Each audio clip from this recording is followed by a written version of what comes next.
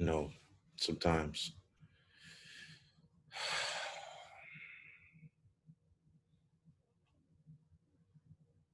sometimes you have to smile or smirk or laugh to keep you from crying.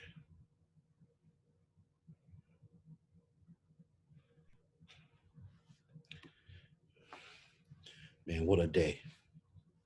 What a day! I'm a big wrestling fan, right? And my grandfather, Harris Babbitt, love him to death. God rest his soul. He was so enamored with the concept of wrestling, and you know, Road Warrior Animal was one of his favorite guys to watch wrestle with his late partner Hawk, called the Road Warriors. He passed away today, and that was tough. But what hurt me was when Gale Sayers, one of the three greatest running backs of all time, uh,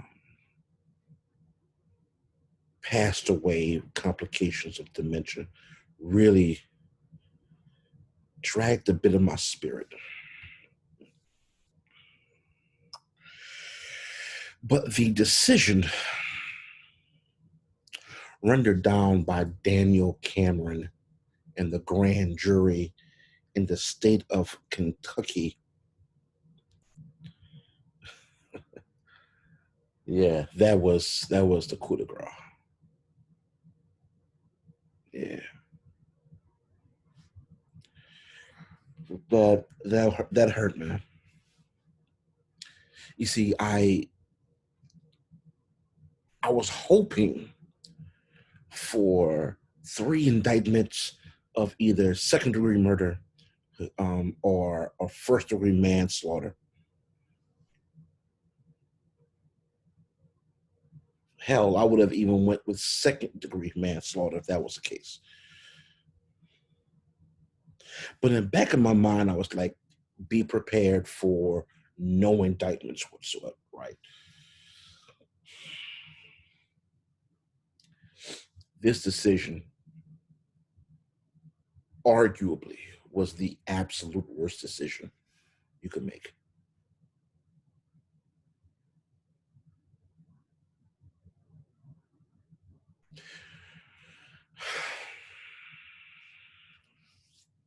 Who was it? It was Officer. What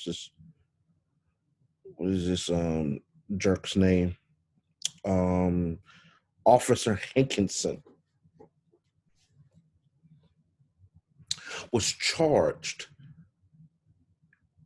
three counts of a wanton endangerment. In other words, he was charged not with the killing, murdering, slaughter, if you will, of a, a beautiful black sister of Breonna Taylor.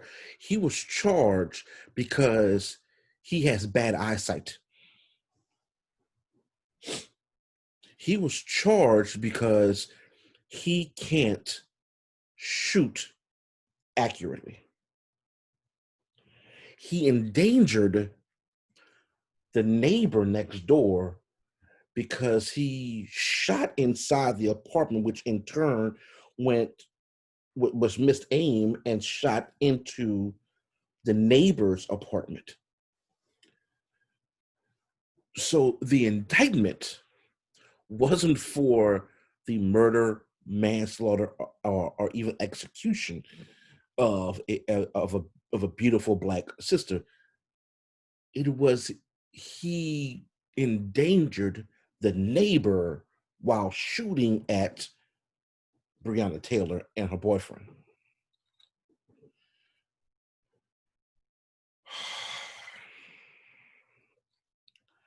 You can't make this shit up in America.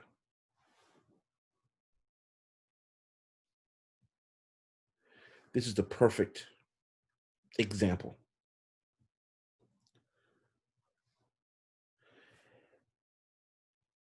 that a black life is not as important as a life next door to that black life. You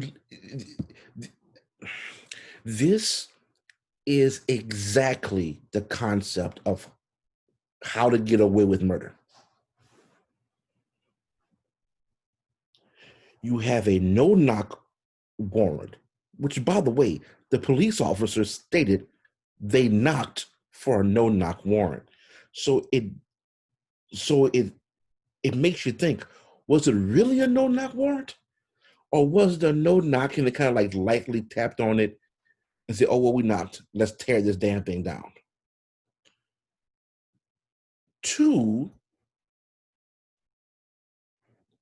for all you gun loving, gun toting, gun enthusiasts, gun over enthusiasts who are Second Amendment through and through, you have to have a gun to protect yourself. And so I'm good with that. Someone breaks into your home, you shoot them. And even though you shoot them, because they broke into your home, you get killed because you was at fault for shooting. Isn't that the purpose of the Second Amendment? The indictment stated the police officers were not at fault because they were shot at first. Couple things on that one. One, someone breaks into your home, you have a gun, you're going to shoot. Common sense. Two, the second concept to it is that your natural reaction for self-defense falls down because the argument that you are making is illogical.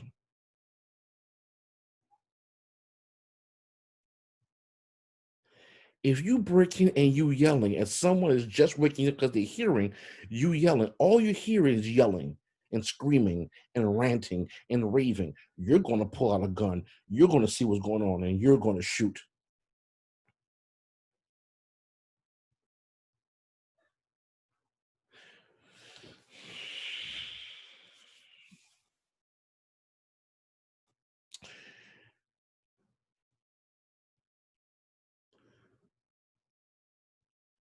Next concept. So I gotta gather myself. The next concept here is that not one police officer had on body cams. Not a one had a body cam.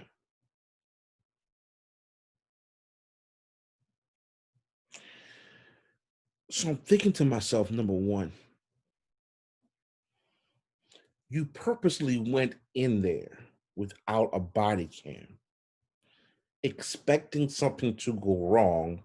Therefore, you're not going to wear a body cam. That's me thinking. Or the second concept is that you come to the realization that a body cam isn't needed in the state of Kentucky or in that particular township. Three, you don't have the funds for it, which wouldn't make any sense because there's actual federal funding specifically set for that.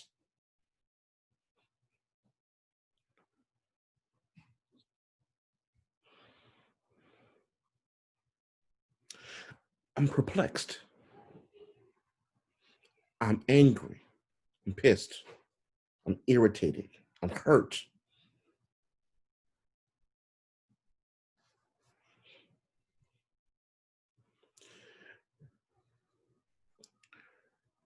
it is vitally important that we have an understanding about this. And look, I'm going to be honest. I'm going to be straight up with you about this overall. So bear with me.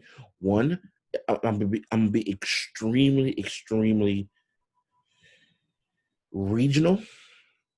I'm going to say this knowing that it can be perceived one specific way as opposed to another. Don't care. Take it for what it's worth. This decision showed that the life of a Black woman or a Black man is less important in many areas, specifically in the South, than anywhere else. And it is effervescent, it is pertinent to this debate to have that understanding.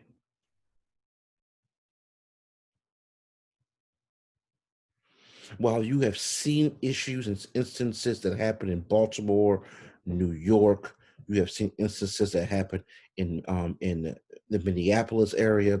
You have seen it in Baton Rouge. You have seen it in Kentucky. You have seen it in so many other places. In Florida, you have seen issues that have happened all over this country. Charlottesville, Virginia, you've seen it all. The majority of places outside of the quote unquote Baltimore, which is kind of sort of southern,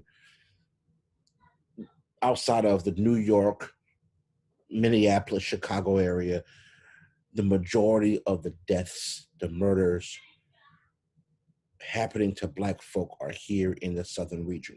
Number one. Number two, if you notice overall, a lot of the decisions that have been happening, especially in during this time, you darn sure don't see ramifications of police officers being harmed in regards of having charges filed against them because of killing a white person.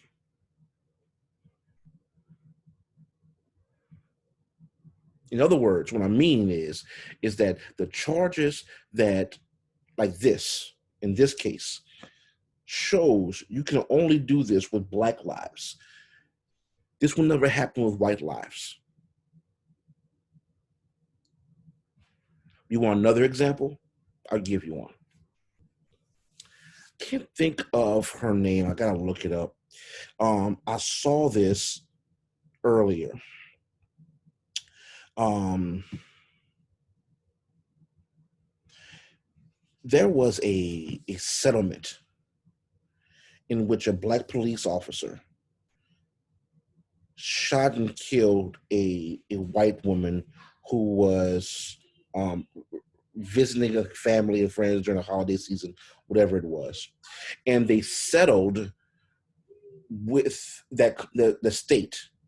The state would owe that particular family, that white family, $55 million. The settlement for Breonna Taylor was $12 million. Now, you can't put a price tag on life, but I find it pretty damn difficult to understand as why that white family received $55 million in the settlement,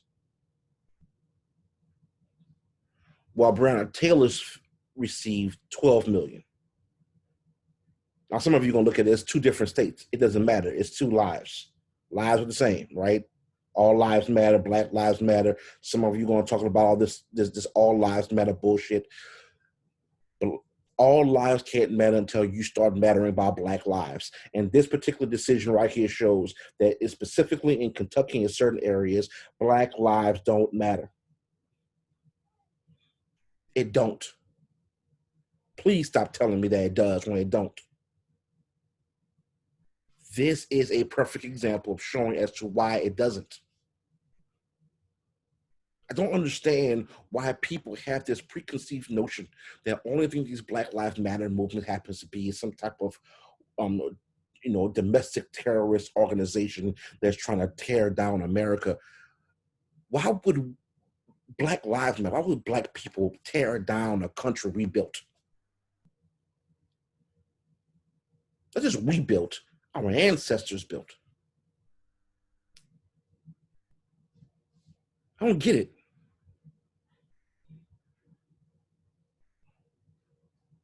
Some of you don't even understand the pain that's that's that, that's consuming us every single day.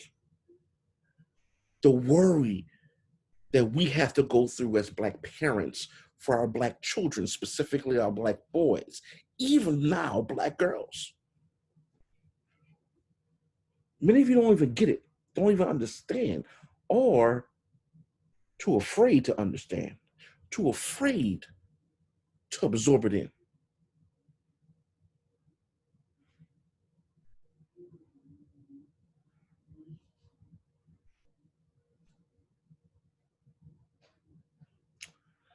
I am I'm past hurt. I'm past angry.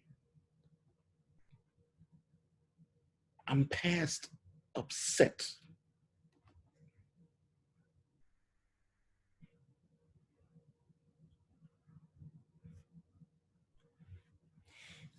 There are not enough adjectives, or even the right adjective, to explain my feelings.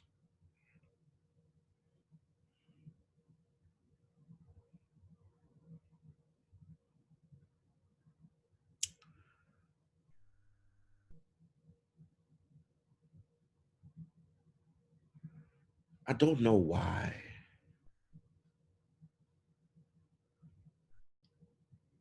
in this country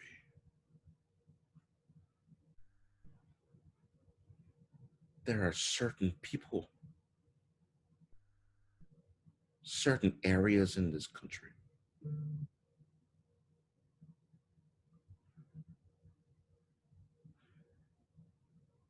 that don't love us as Black folk,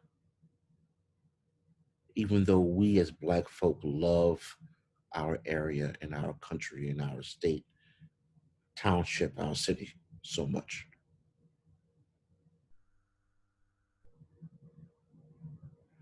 I don't.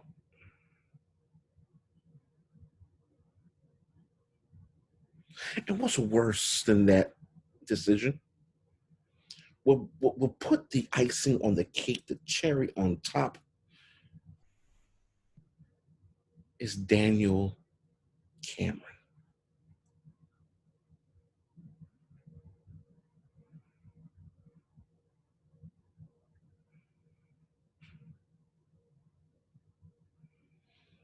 I'm about to ruffle some feathers here. You're going to be okay. This is the same man who looks at himself in the following way: an American, a Kentuckian,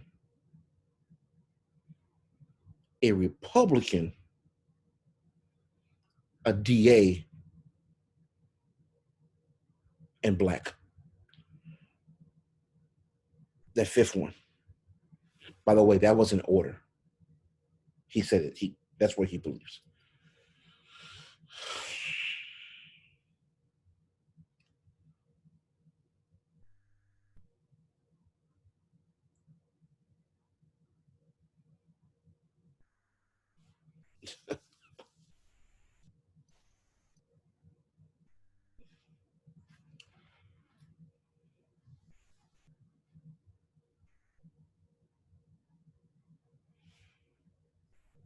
It's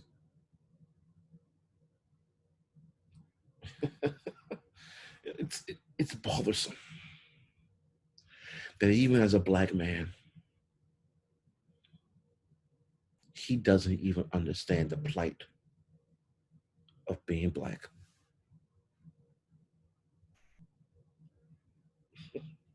It's amazing. Even as a Black man, he doesn't even understand the ramifications of being Black.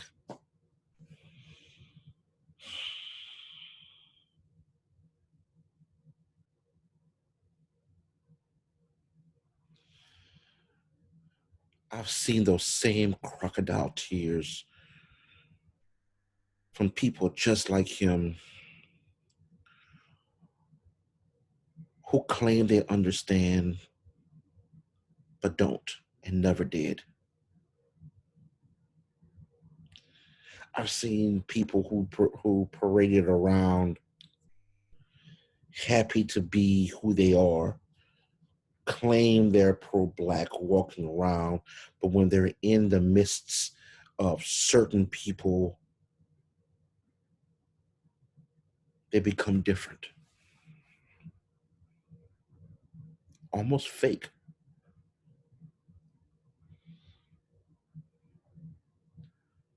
A man that rides the coattails of one of the most ridiculous, pathetic, idiotic,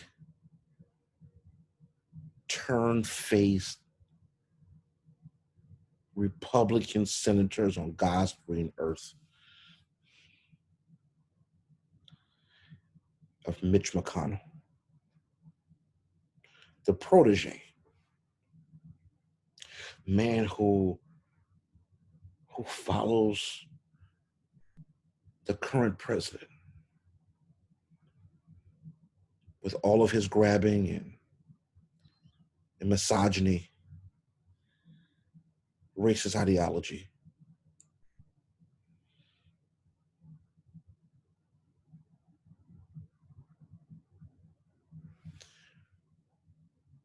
When Mr.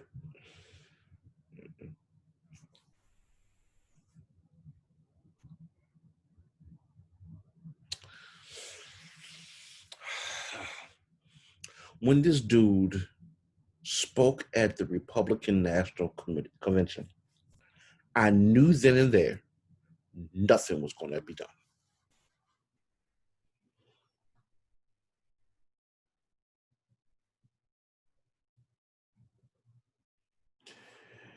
He became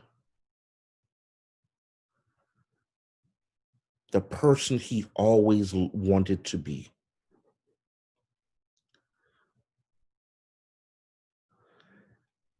Accepted by the few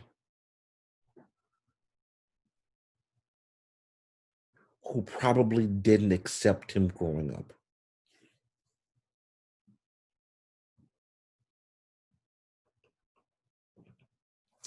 And because of this, he came back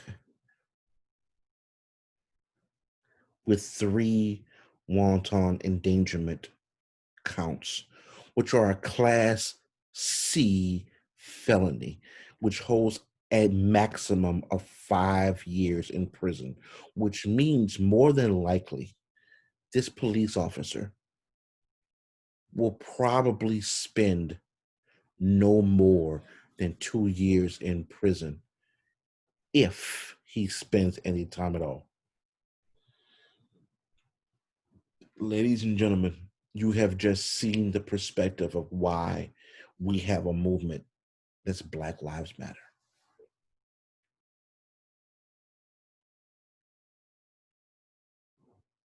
There's always something going on, right? You know, George Floyd, they shouldn't have done that to George Floyd. They shouldn't have put the police officer shouldn't have put his knee on his neck and throat for 8 minutes and 47 seconds.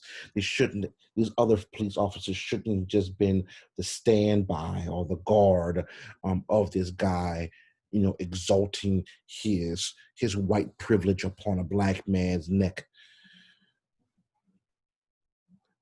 But there's always a but somewhere. There's always a but.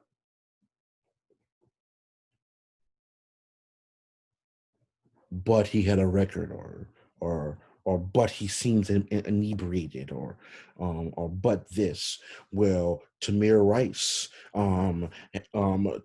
may have been 15, but he had a gun, and the police officers didn't know it. He looked like he was an adult. You look at the pictures, yeah, he looked like he was adult. Trayvon Martin was just walking by with a tea and Skittles, and he was just walking in the neighborhood, but he had on a hoodie, which caused George Zimmerman to be suspicious and attack him and kill him. All these things are the buts part that is very convenient for one side of the aisle, but never look at the concept of a life that's being lost because of either preconceived notions or just because. The loss of Breonna Taylor was the concept of a preconceived notion and just because.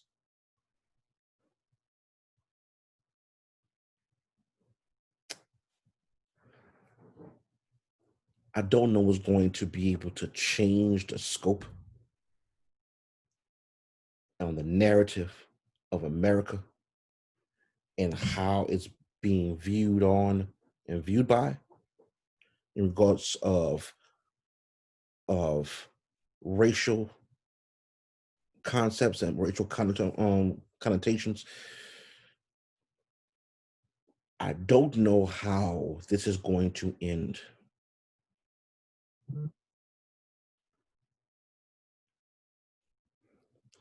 but it's starting to look like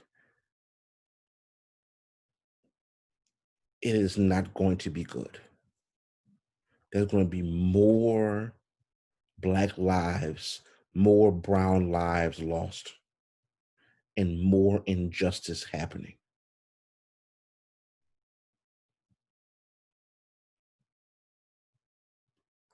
And there's going to be more and more outrage by the Black and brown community throughout America. And I venture to say that's going to be a lot of outrage that's happening even to this day outside the borders of America.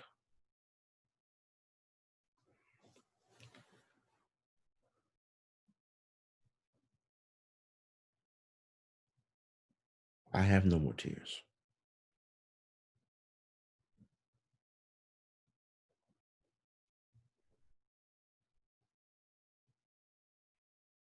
I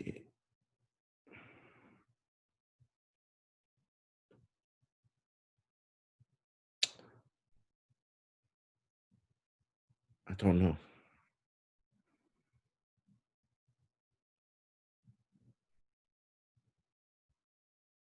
but our lives must matter.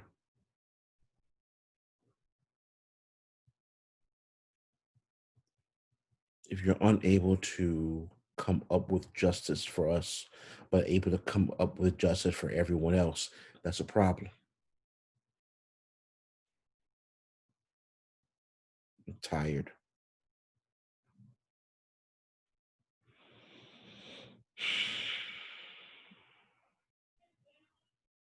I'm just tired.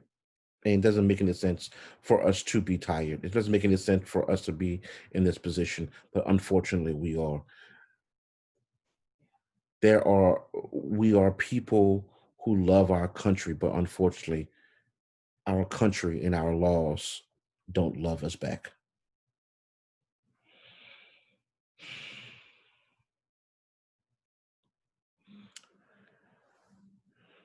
It's upsetting.